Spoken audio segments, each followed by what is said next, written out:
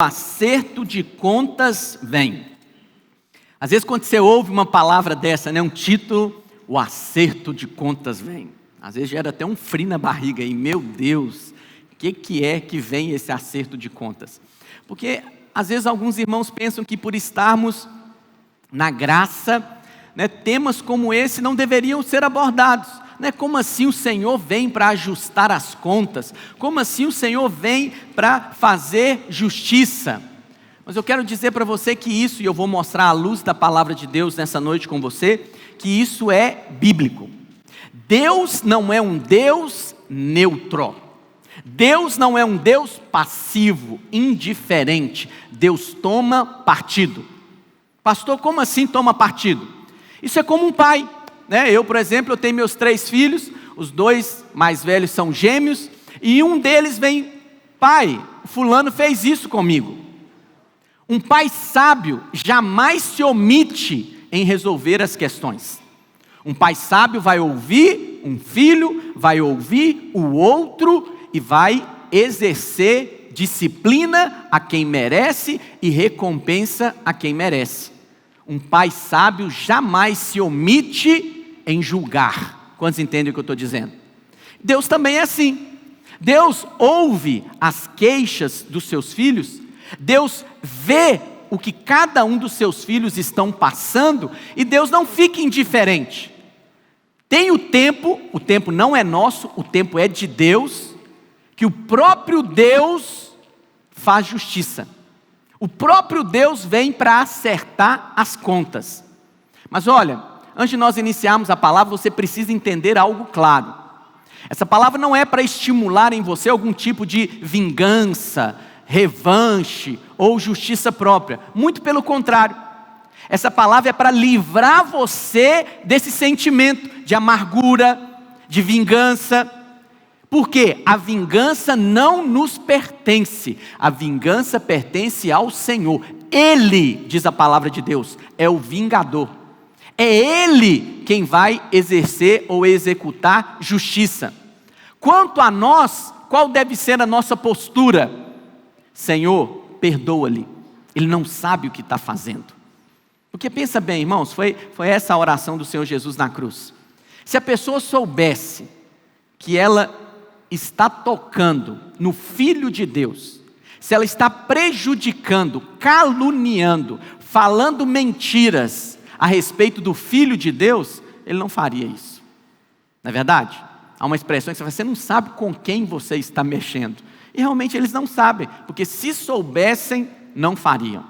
Então qual que deve ser a nossa postura? Primeiro, não estamos autorizados a ficarmos na posição de justiça própria, cheio de amargura, de sentimento de vingança, não. E a nossa postura é, Senhor, abençoa. A nossa postura é, eu não sou inimigo de ninguém. Eles podem ser meus inimigos, mas o meu inimigo é o diabo. O meu inimigo são os demônios. Quanto aos homens de carne e sangue, eles só ouvem da minha boca palavras de bênção. Se é o meu chefe que está executando injustiça contra a minha vida, o que sai da minha boca é, Senhor, abençoa o meu chefe, prospera o meu chefe, restaura o casamento do meu chefe, cura a enfermidade do meu chefe. Jamais deve sair da boca de um filho de Deus palavras de maldição. Jamais deve sair da boca de um filho de Deus palavras de, Senhor, queima a muleira desse chefe. Senhor, executa juízo sobre a cabeça do fulano. Senhor, coloca uma enfermidade sobre o ciclano. Jamais. Isso não é atitude de filho de Deus. Olha o que a Bíblia vai nos dizer acerca do Senhor ser o vingador. Lá em Hebreus 10, 30. A palavra do Senhor nos diz assim: ora, nós conhecemos aquele que disse, a mim pertence a vingança, eu retribuirei. A quem pertence a vingança, meus irmãos? Ao Senhor. A vingança não pertence a mim nem a você. A vingança é algo exclusivo do Senhor. E outra vez, o Senhor julgará o seu povo. Então a palavra de Deus é muito clara. É o Senhor que é o vingador. É Ele que vai retribuir. Então você também não deve esperar retribuição de homens. Você não deve focar a sua atenção em homens, esperando que o homem possa retribuir o malefício que ele possa te ter feito. O meu chefe é que vai retribuir o prejuízo que ele me deu. É o meu vizinho que vai retribuir o mal que ele me fez. Não, quem vai te retribuir é o Senhor. Os seus olhos devem estar a todo instante voltados para o Senhor. A vingança pertence ao Senhor. Ele é quem vai te retribuir. Paulo vai dizer isso muito claro aos Tessalonicenses, quando ele fala da questão sexual. Quando homens ou mulheres, mas na sua maioria homens, defraudam nessa questão sexual. Às vezes o namorado vem com uma frase tola: prova que você me ama, e aí engana a moça para poder defraudá-la sexualmente. Mas eu não quero me ater somente, é muito sério isso. Para Deus, pecado tem distinção sim. E pecado, quando envolve a vida sexual, tem mais peso do que outro tipo de pecado, segundo a palavra de Deus. Mas eu não quero me ater a esse tipo somente de defraudação. Eu quero me ater a qualquer tipo de defraudação. Às vezes uma defraudação de alguém que te caluniou, um exemplo bíblico que o pastor, de alguém que testemunhou isso, um irmão chegou para o pastor e falou: pastor, eu estava no meu trabalho, a iminência de ser promovido, e um colega de trabalho começou a me caluniar, falou mentiras a meu respeito, e por causa dessa calúnia, eu não somente não fui promovido, como também corri o risco de ser despedido. Então ele diz: pastor, eu sei que eu não posso orar por vingança, para Deus pesar a mão sobre a vida dele, mas não vai ter o ajuste de conta? Deus não vem para executar e para acertar as contas? E é sobre isso que nós queremos falar nessa noite. O acerto de contas vem. Às vezes você está se sentindo prejudicado, foi prejudicado no passado, ou está sendo no presente, ou infelizmente com certeza será no futuro. Essa palavra é para gerar consolo e conforto no seu coração. Nada passa desapercebido diante dos olhos do Senhor. Mesmo que o que fazem contra você seja no secreto, Deus está vendo. Mesmo que no secreto estejam conspirando, falando mal de você, tramando contra você, Deus está vendo. E a seu tempo, o vingador virá e vai retribuir. Mas é interessante quando nós falamos assim, a maioria das pessoas pensam que Deus vai tostar a muleira do outro, que está fazendo mal. Mas essa não é a maneira de Deus acertar as contas. A maneira de Deus acertar as contas é abençoando você. A maneira de Deus acertar as contas é engrandecendo você. O outro tenta te prejudicar, mas como é que Deus acerta as contas? Deus faz é te levantar. E aí aquele que tentou te prejudicar vai ter que olhar para você e falar: Deus está com esse rapaz, Deus está com essa moça, Deus está abençoando a vida dele. Então vamos ler lá o texto de 1 Tessalonicenses 4, a partir do versículo 4. Olha o que a palavra de Deus diz. A partir do 4. Que cada um de vós saiba possuir o próprio corpo em santificação e honra, não com o desejo de lascívia, como gentios que não conhecem a Deus, e que nesta matéria ninguém ofenda nem defraude a seu irmão. Uau! Olha que Paulo não está dizendo aqui de ímpios. Paulo está falando aqui da família. Que ninguém defraude a seu irmão. Porque o Senhor, contra todas estas coisas, como antes vos avisamos e testificamos claramente, é o que, meus irmãos? O vingador. Deus é o vingador. O próprio Deus vai vir e vai acertar as contas. Mas como eu disse para você, rejeite todo espírito de vingança. Quem se deixa levar pela amargura, quem se deixa levar pelo revanchismo, quem se deixa levar por um espírito de vingança, ele está decaindo da graça, ele está saindo da bênção e do favor de Deus, porque todas essas coisas que eu acabei de mencionar para você é resultado de justiça própria, e só há um que é plenamente justo, o Senhor Jesus. Ah, pastor, o senhor não fala que eu sou justo? Sim, mas a sua justiça não é fruto da sua própria obra. A sua justiça é um dom que você recebeu dele. Então nem você, sendo justiça de Deus em Cristo Jesus, pode se gabar de coisa alguma, porque a sua justiça você recebeu de graça. Foi mérito, foi obra exclusiva dele. Foi resultado da obra consumada que ele fez. Portanto, só cabe a você abençoar. Mesmo que você tenha sido defraudado, injustiçado, só cabe a você abrir os seus lábios e declarar: Senhor, abençoa o meu inimigo. Senhor, abençoa o meu vizinho. Senhor, abençoa, o meu marido, o meu parente. Seja quem for que fez mal a você, que cometeu injustiças contra você, não entre no caminho da vingança. Não entre no caminho da amargura. Eu costumo dizer que não há nada ruim que possa ficar pior. Não entre, porque esse caminho, em vez de melhorar as coisas para o seu lado, vai piorar. Não é o que os outros fazem contra você que vai determinar a sua atitude. Os outros podem caluniar, os outros podem falar mentira, os outros podem cometer, coisas ruins contra você, mas você não, você é filho de Deus. E como filho de Deus, você é benigno, você é bondoso. Como filho de Deus, você é abençoador, jamais sai da sua boca palavras de maldição. Como filho de Deus, você só declara palavras de bênção sobre a vida das pessoas. Quantos estão entendendo o que eu estou dizendo? É isso que se requer de você. A Bíblia claramente, lá em Hebreus 10:30, que nós acabamos de ler, diz que vai chegar o dia do acerto de contas. E a palavra do Senhor para a sua vida é: eu vou te restituir. Eu vou compensar toda a sua perda. Portanto, rejeite todo o espírito de vingança. Rejeite toda a amargura no seu coração. Rejeite isso. Permaneça na posição do favor. Paulo também vai dizer lá em Romanos 12, no versículo 19, a atitude que nós devemos ter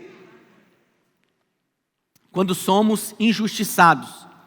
Não vos vingueis a vós mesmos, amados, mas dai lugar à ira.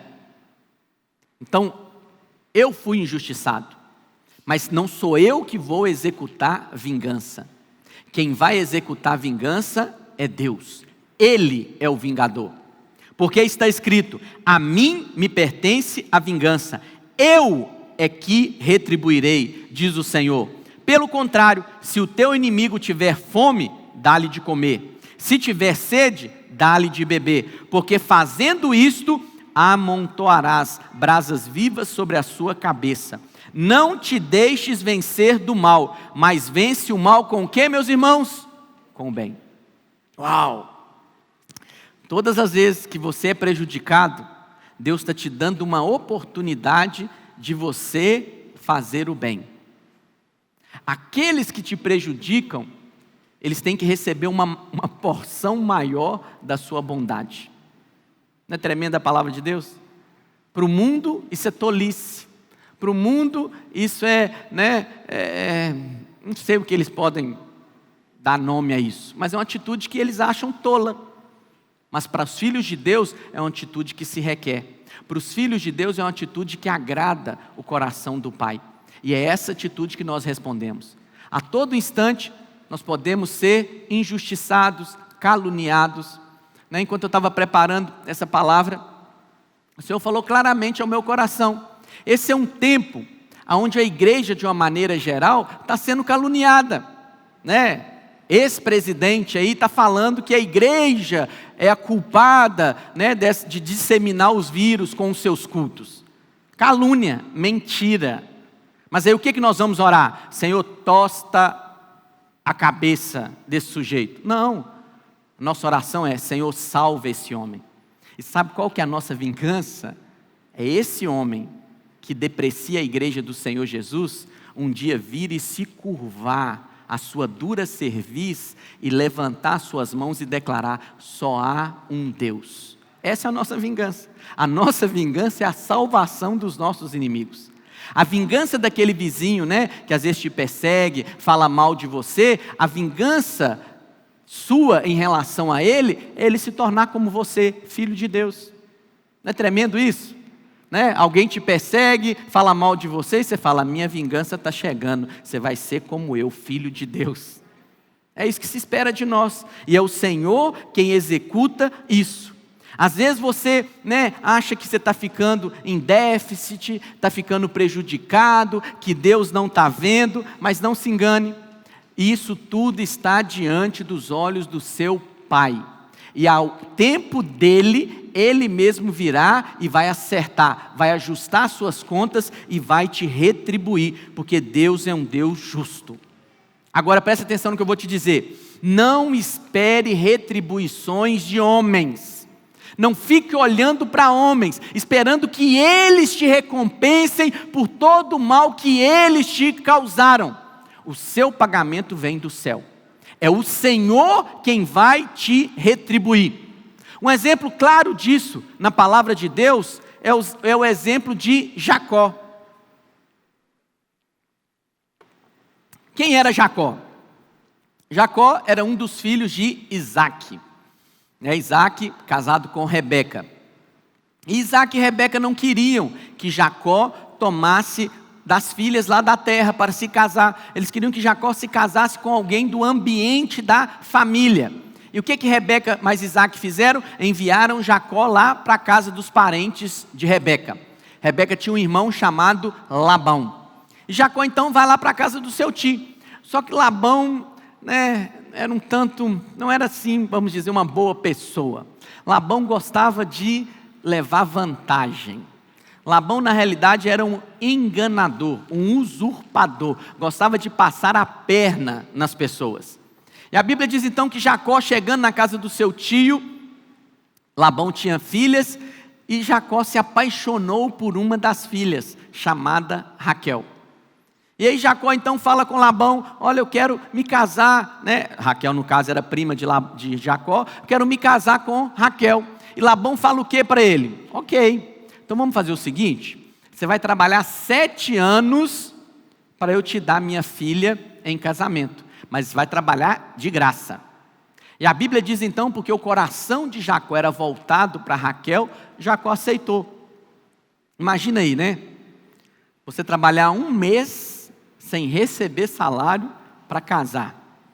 Para alguns pode ser um alto preço, mas para Jacó foram 7 anos trabalhando para casar. E aí, ao fim dos 7 anos, chegou o dia do casamento. Só que o que acontece? As noivas naquela época usavam um véu, só que era um véu grosso, de maneira que não conseguia distinguir, perceber o rosto da noiva. E aí o casamento aconteceu, Jacó então pega a sua noiva, supondo ele ser Raquel, vai para a sua cabana, para a sua tenda, ter ali a sua noite de núpcias. E no outro dia, ao amanhecer, quando Jacó olha para o lado, qual é a sua surpresa? Não era Raquel, era Lia, a irmã mais velha. E aí Jacó ficou furioso. Ficou surpreso, fui enganado. Como é que eu trabalho 7 anos para casar com uma e meu sogro me dá outra? E aí ele vai tirar satisfação com Labão. E Labão, usurpador, o que ele falou para Jacó? Não, você não sabe não, é porque aqui na nossa terra não é assim que as coisas funcionam. Aqui é o seguinte: a filha mais velha tem que casar primeiro que a mais moça. Como Lia ainda não tinha se casado, então Raquel não poderia ser dada em casamento. Por isso que eu te dei Lia. Mas vamos fazer o seguinte: trabalha mais 7 anos que eu te dou Raquel. Por que Labão fez isso? Porque Labão percebeu que por causa de Jacó, Deus abençoou ele. A Bíblia diz que por causa do favor de Deus na vida de Jacó, Labão prosperou. Ele mesmo enxergou isso. Aqui nós podemos lembrar da vida de José, não é verdade? Potifar viu que havia favor de Deus na vida de José. Assim é comigo e com você. Há favor de Deus sobre as nossas vidas. E qualquer ambiente que nós estivermos, o ambiente é abençoado por causa de você. O seu chefe, a empresa dele é abençoada porque você trabalha lá. A sua escola, qualquer ambiente que tem um filho de Deus, aquele ambiente é abençoado porque a bênção de Deus está sobre a sua vida. E aí Jacó, por amar tanto Raquel, Jacó então aceita a empreitada. Trabalha mais 7 anos para casar com Raquel. 14 anos trabalhando de graça por causa de uma mulher. Isso que é amor, não é verdade, irmãos? Não é que você está com seu marido aí e pergunta, você teria coragem de fazer isso também? Não precisa responder. Olha só, ao final dos 14 anos, Jacó então terminou o seu trato, conseguiu a esposa que ele queria, que era Raquel. Mas aí Labão propõe a Jacó que Jacó permanecesse com ele. Por quê? Porque Labão entendeu que a bênção de Deus estava sobre Jacó. E ele entendeu, não posso deixar esse homem embora, vou manter esse homem comigo. Então foi feito um acordo salarial entre eles. Qual que é o acordo que foi feito? Naquele tempo eles lidavam com rebanhos. E as cabras, as ovelhas que mais geravam filhos eram as de pele lisa e brancas. Então o que Labão pensou? Trabalha para mim, vamos fazer o seguinte, as que nascerem de pele escura e listradas ou malhadas, serão suas, Jacó. A minoria. Jacó aceitou, foi embora. No outro dia, quando Jacó chegou para começar o serviço, qual foi a sua surpresa novamente? Não tinha nenhum animal negro, nenhum animal listrado, nem salpicado. O que Labão fez? Labão pegou do seu rebanho todos esses animais que gerariam animais para assalariar Jacó, pegou todos esses animais e enviou para os seus filhos. Agora, como é que animal branco, liso, vai gerar animal negro, escuro e salpicado, malhado? Naturalmente impossível. Mas o acerto de contas veio na vida de Jacó. E o próprio Deus veio para acertar as contas. O que Deus fez? Começou a nascer animal salpicado, negro, listrado, de animal de pele lisa e branco.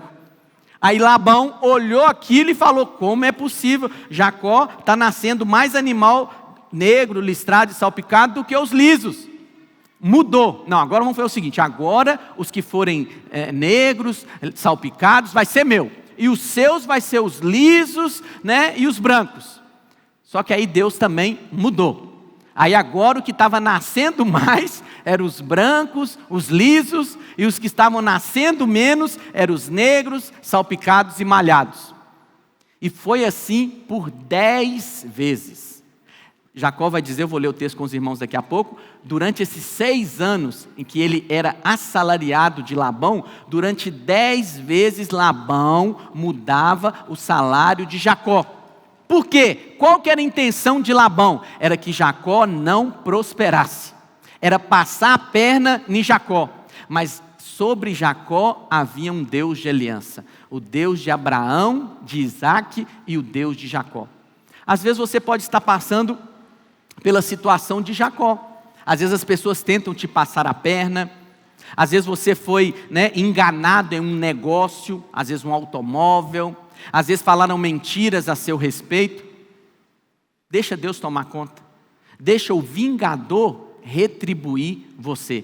Nada passa desapercebido nas mãos de Deus. Entrega nas mãos do Senhor. Vamos ver os textos? Lá em Gênesis 30, 27... olha Labão reconhecendo que Deus o abençoou por causa de Jacó. Olha o que a palavra de Deus vai nos dizer. Labão lhe respondeu: ache eu mercê, graça, diante de ti. Fica comigo, tenho experimentado que o Senhor me abençoou por amor de ti. Agora, olha que complicado isso, irmãos. Labão reconheceu que por causa de Jacó, Deus o abençoava. Então o que era de se esperar de Labão? Que ele favorecesse Jacó. O que é isso? Vou abençoar esse rapaz para ele permanecer comigo. Vou dar graça, vou dar favor para ele continuar comigo. Mas não, ele queria que Jacó continuasse com ele, porque ele queria continuar levando vantagem. E aí ele fez a proposta: olha, fixa aí o seu salário, né? Coloca aí o que você quer, o que você propõe, que eu vou te pagar. E aí, como eu disse para você, Jacó então propõe ser o dono do rebanho que nascesse, nem era do que existisse, era do que viesse a nascer dessas ovelhas, dessas cabras, listradas, negras. E aí, como o Senhor veio ajustar a conta, mudava. Deus fazia com que o que era o salário de Jacó era o que ia ser prosperado, era onde havia a bênção. Labão, percebendo isso, não queria ficar em desvantagem, ficava mudando o salário de Jacó.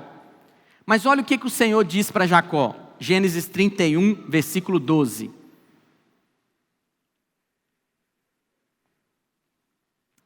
Ele continuou: levanta agora os olhos e vê que todos os machos que cobrem um rebanho são listados, salpicados e malhados. Por quê? Vejo tudo o que Labão está te fazendo.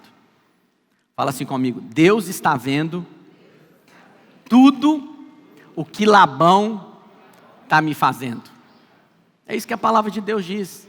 Nada passa desapercebido aos olhos do Senhor. Até as intenções malignas do coração, Deus vê. Deus vê. E ao tempo do Senhor, Ele é o vingador, Ele vai vir para ajustar as contas. Lá em Gênesis 31, versículo 41, Jacó diz para Labão: Labão, você mudou o meu salário nesses 6 anos 10 vezes. Você não queria o meu bem, você só queria me passar para trás. Olha o que diz: 20 anos permaneci em tua casa, 14 anos te servi por tuas 2 filhas, e 6 anos por teu rebanho. E nesses 6 anos, 10 vezes me mudaste o salário. Às vezes você é como Jacó, você investe o seu tempo no seu trabalho, você investe as suas energias no seu trabalho, e parece que quanto mais você se dedica, mais você é prejudicado. Quanto mais você se dedica, mais você é injustiçado. Mas não se preocupe, a palavra do Senhor é: eu estou vendo tudo o que está te fazendo. E a meu tempo, diz o Senhor, eu virei como vingador e eu vou acertar as contas. Mas sabe o que é interessante? A maneira de Deus acertar as contas. A Bíblia não diz que Deus fez cair fogo do céu sobre a muleira de Labão. A Bíblia não diz que Deus matou todos os rebanhos de Labão e fez Labão passar necessidade e ficar pobre, não. Como é que Deus veio acertar as contas? Deus prosperou Jacó. Deus fez com que Jacó ficasse mais rico, mais próspero do que o seu próprio patrão, que era o seu tio. E os próprios filhos de Labão tiveram que testificar isso. Olha o que vai dizer lá, Gênesis 31, versículo 1. Então ouvia Jacó os comentários dos filhos de Labão, que diziam: Jacó se apossou de tudo o que era de nosso pai, e do que era de nosso pai juntou ele toda esta riqueza. Os filhos de Labão só conseguiam ver com os olhos naturais. Eles achavam que Jacó era como o seu pai Labão, trapaceiro. Como é que Jacó prospera tanto assim? Ele está fazendo alguma coisa. Ele está passando nosso pai para trás. Ele está pegando toda a riqueza do nosso pai e está levando com ele. Ele está ficando mais rico que o nosso pai. Então eles acham que era resultado de alguma atitude de Jacó. Não era, filho, é resultado da bênção de Deus. Você não precisa se preocupar em fazer negócios confiando na sua própria habilidade. Não, tem que ser esperto para negociar isso, aquilo outro. Não, você tem que ter a bênção de Deus. Senhor, se for da tua vontade, eu vou negociar esse carro. Senhor, se for da tua vontade, eu vou comprar essa casa. Senhor, se for da tua vontade, eu vou conseguir esse emprego, fechar esse contrato, porque Deus está vendo. Você não tem que se preocupar se o outro vai te passar para trás. Pelo contrário, você tem que orar: Senhor, livra ele disso, porque ele não sabe com quem que ele está mexendo. Porque se ele soubesse, jamais ele ia ter coragem de trapacear contra um filho de Deus. Porque o seu pai vê todas as coisas. E a seu tempo, o seu pai é quem vai te retribuir. Quando dizem amém. Jacó via isso.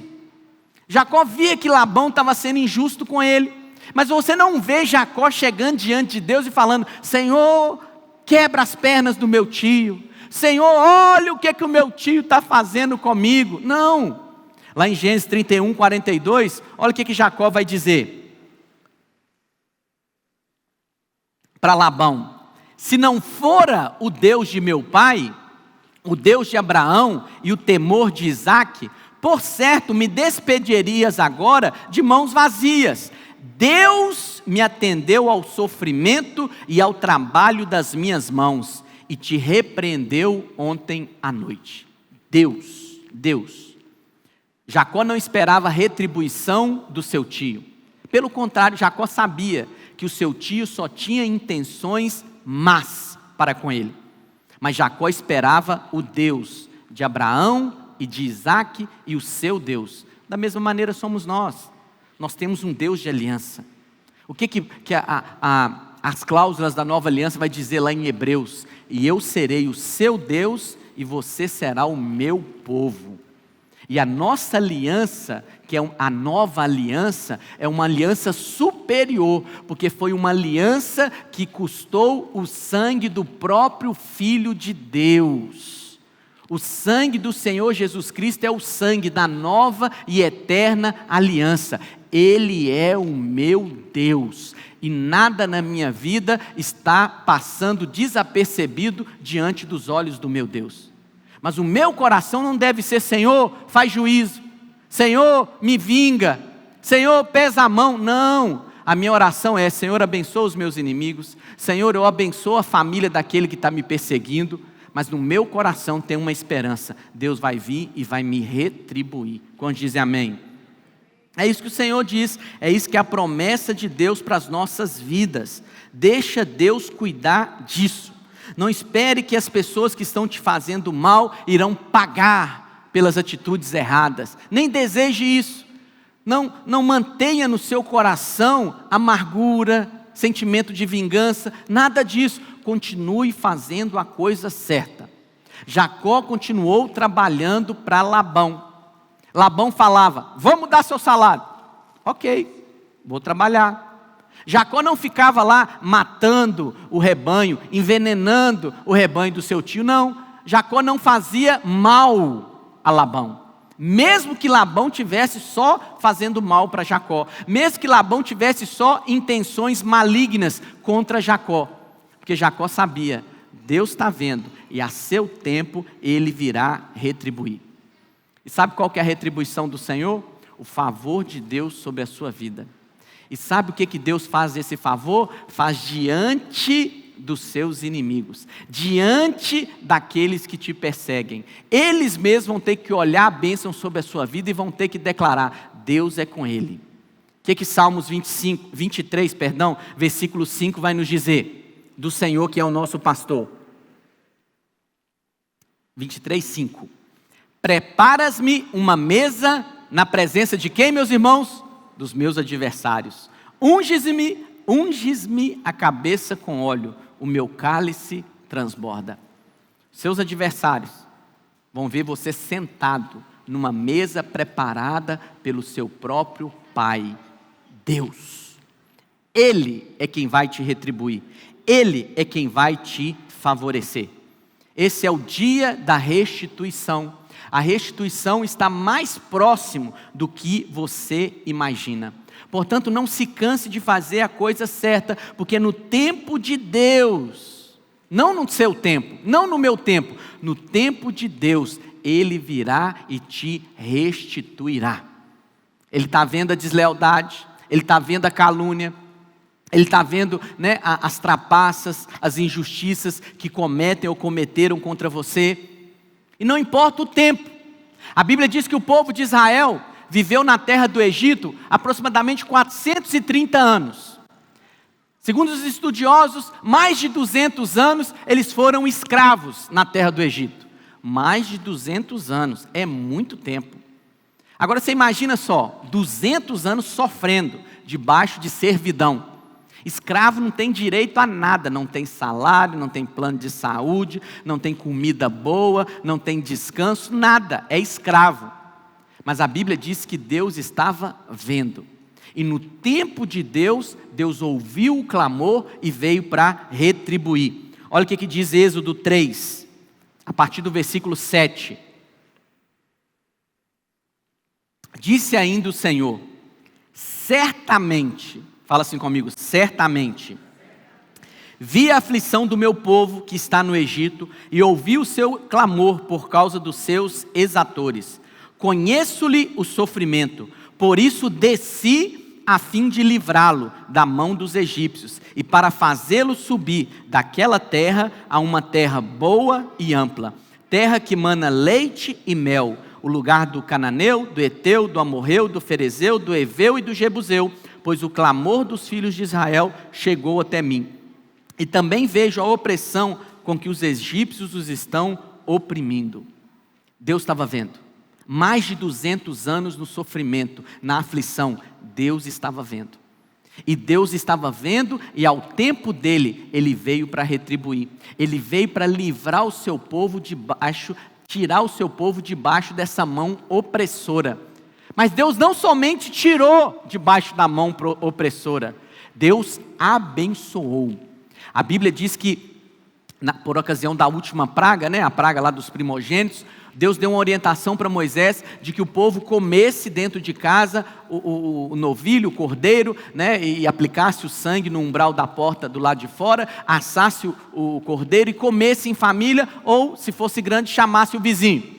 Mas depois, quando eles fossem sair da terra do Egito, o Senhor deu uma orientação para Moisés, fala para o povo para ir na casa dos egípcios e pedir ouro, prata. É como se eles fossem lá pedir o fundo de garantia, pedir todo o salário que não pagaram.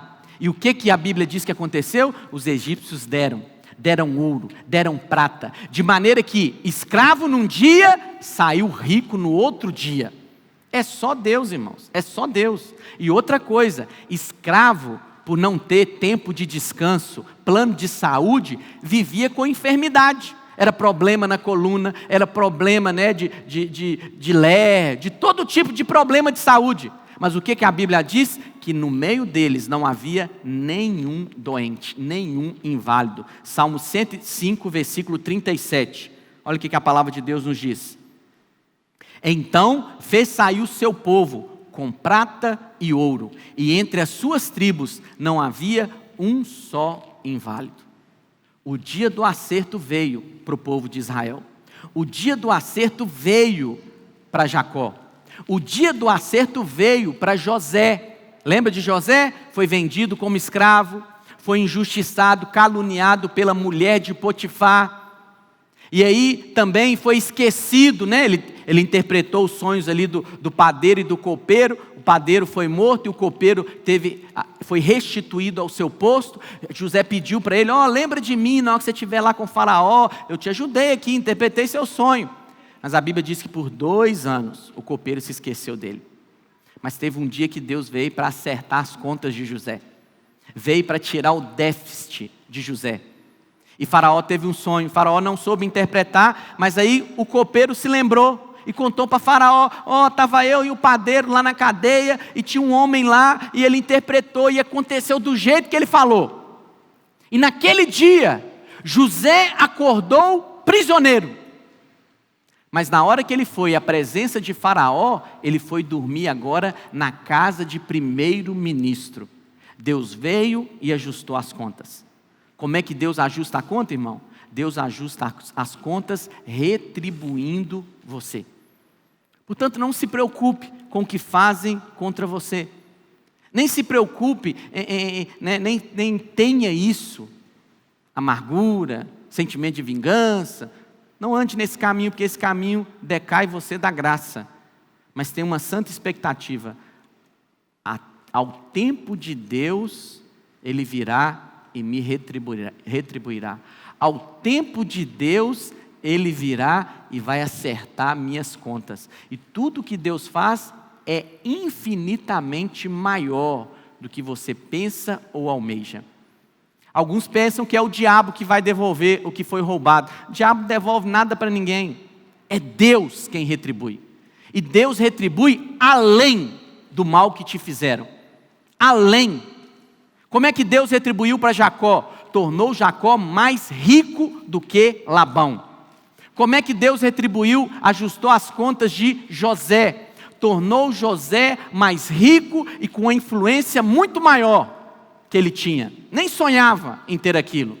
Como é que Deus ajustou as contas com o povo de Israel? Fez o povo de Israel sair de maneira saudável, sem doença e rico, para uma terra melhor do que a terra em que eles eram escravos. E é assim que Deus vai fazer com você. Queria chamar os irmãos do louvor aqui. E para nós encerrarmos, a sua retribuição vai ter sabor de mel. Isso é menção a uma canção pentecostal. Não vou cantar aqui com você, Hoje eu estava brincando com os irmãos de manhã, que eu me empolguei uns domingos atrás, e aí na segunda-feira eu encontrei lá no meu trabalho com um casal de irmãos, preciosos, Acho que está nos assistindo. E aí o irmão falou comigo assim: pastor, o senhor estava animado ontem. Irmão, você estava cantando. Aí eu pensei assim, cantei bem, irmão. O senhor estava animado, viu, pastor?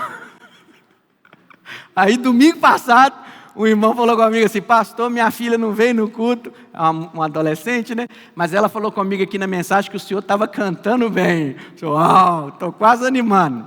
Mas eu sei das minhas limitações, não vou cantar para os irmãos não. Mas o que essa canção diz? Que o dia da sua retribuição vai ter sabor de mel.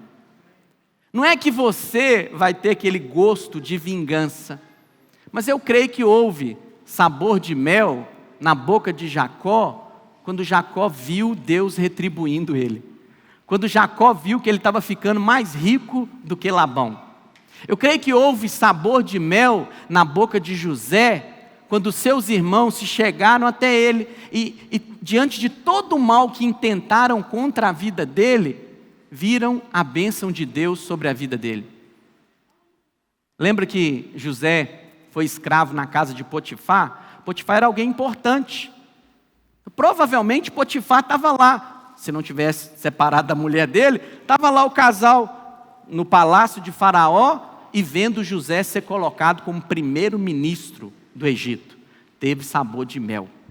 Teve sabor de mel para o povo do Egito, do povo de Israel, ao sair do Egito, ao atravessar o Mar Vermelho em terra seca, e quando olham para trás, Faraó e os seus cavaleiros no Mar Vermelho, sendo consumidos por aquelas águas. Há sabor de mel. Teve sabor de mel até para o Senhor Jesus Cristo, quando na cruz, todos pensando que havia sido uma derrota, quando o inferno olhou e falou, vencemos, acabou, mas ao terceiro dia ele ressuscitou. E a Bíblia diz que a ele foi dado todo o poder, toda a autoridade e toda a honra e toda a glória. E qual que é a promessa de Deus para nós? Está lá em Isaías 61, versículo 7. Em lugar da vossa vergonha, tereis dupla honra. Em lugar da afronta, exultareis na vossa herança. Por isso, na vossa terra, possuireis o dobro e tereis perpétua alegria. Fique em pé no seu lugar. Vamos orar ao Senhor. Antes de nós ministrarmos essa canção, eu quero orar para que possa ser removido do seu coração todo sentimento de vingança, todo sentimento de amargura, mesmo que você está sendo injustiçado, caluniado, ofendido há um tempo maior, mesmo que isso às vezes com certeza traz tristeza no seu coração, mas não se permita ficar amargurado, não se permita ter dentro de si espírito de vingança. Eles podem desejar o mal contra nós, nós não, nós liberamos palavras de bênção, amém? Erga suas mãos ao Pai. Pai, eu oro agora pelos teus filhos, os que estão conosco aqui e os que estão nos acompanhando pela transmissão. Senhor, eu oro, remove do coração dos teus filhos todo sentimento de vingança, toda amargura, todo revanchismo. Pai, remove, Senhor, e que os teus filhos possam caminhar em paz, na liberdade do Espírito, que os teus filhos possam ser fortalecidos com esta palavra: a vingança pertence ao Senhor, e a seu tempo o Senhor virá e os retribuirá. Que nada está passando desapercebido aos olhos do Senhor. Eu declaro isso sobre a vida dos seus filhos, em o nome de Jesus, amém. Vamos ministrar essa canção ao Senhor.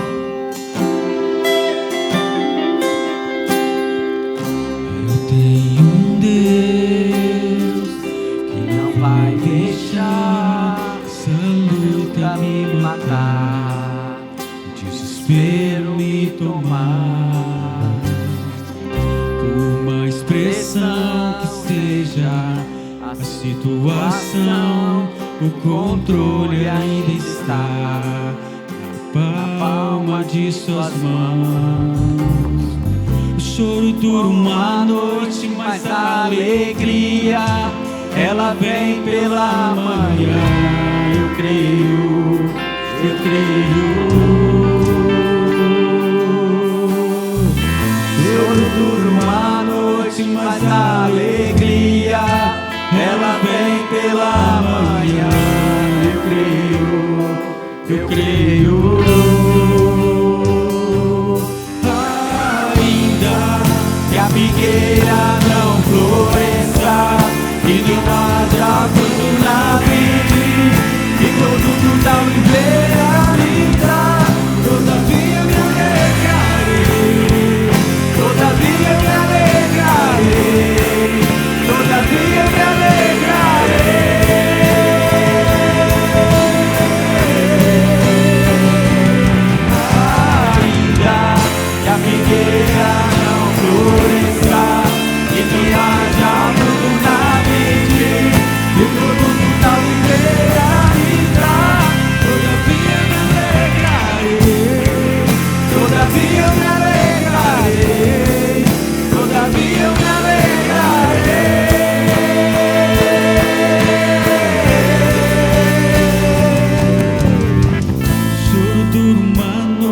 Mas a alegria ela vem pela manhã. Eu creio, eu creio. O choro dura uma noite, mas a alegria ela vem pela manhã. Eu creio, eu creio. Ainda que a figueira não floresça e não haja fruto na vide, e o produto da oliveira me dá, todavia me alegrarei, todavia me alegrarei, todavia me alegrarei.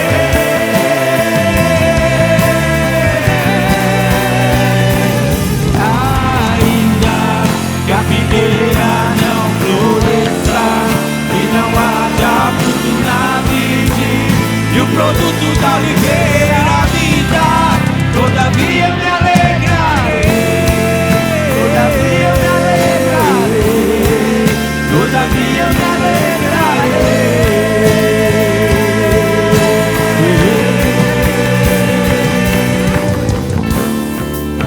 Aleluia, aleluia.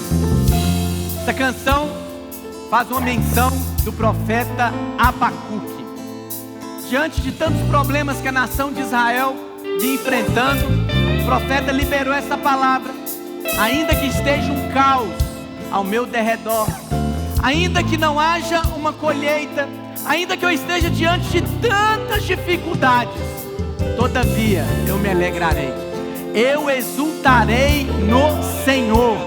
E essa deve ser a canção dos seus lábios todos os dias. Às vezes quando você, por ocasião de notícias ruins, fica abatido, abre os seus lábios, declara isso: a alegria do Senhor é a minha força. O meu coração exulta no Deus vivo.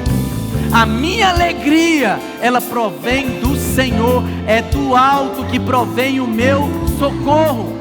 Volte-se para o Senhor. Filho, todos os dias anseie pela volta do Senhor. Todos os dias clame por Ele, chame por Ele. Isso é a resposta de uma noiva apaixonada. Isso toca o coração do noivo. Uma noiva que deseja se encontrar com o seu noivo. O seu coração é para o Senhor.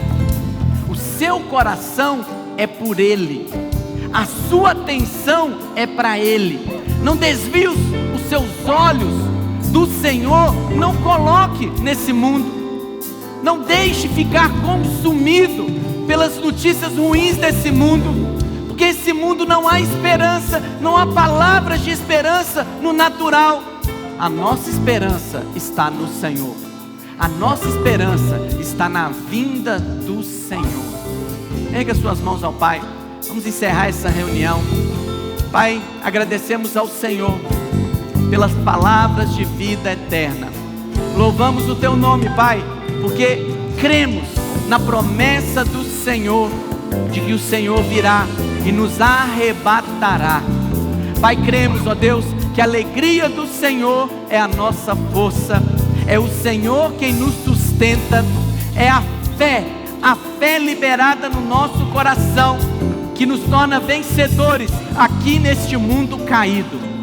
Pai, eu declaro sobre a vida dos Teus filhos, sejam fortalecidos nessa noite, assim como a palavra liberada numa visão nessa noite, eu declaro que ela irá se cumprir no coração dos Teus filhos.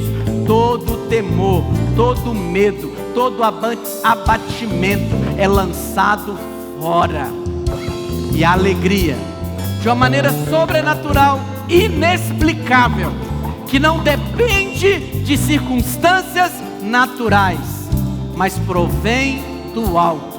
A alegria do Senhor fortaleça os Teus filhos, em nome de Jesus, amém.